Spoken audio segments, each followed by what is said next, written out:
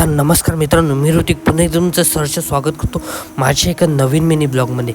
तर करेक्ट मला जायचं होतं आमच्या बागेत. आमच्या घरापासून आपली बाग आहे 10 मिनिटाच्या अंतरावर आणि पाऊस पण कोकणात सध्या जोरदार पडतो आहे. आणि अशा पावसाचा आनंद घेत मी जात होतो आपल्या बागेत.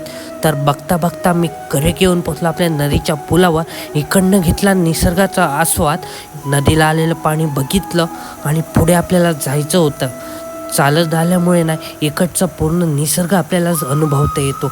आणि करेक्ट येऊन मी पोचलो आपल्या बागेजवळ. तर हा आपल्या गावातला जाणारा मुख्य रस्ता आहे. आणि बागेच्या आतमध्ये जेव्हा आपण एंटर करतो तेव्हा आपल्याला पाहायला मिळतात माड, सुपारी, काजू, आंबा, फणस, केळी या प्रकारची अनेक झाडं. तर मित्रांनो, कोणाची बाग अशी कोकणात सर्व फळयुक्त आहे हे नक्की कमेंट करून सांगा.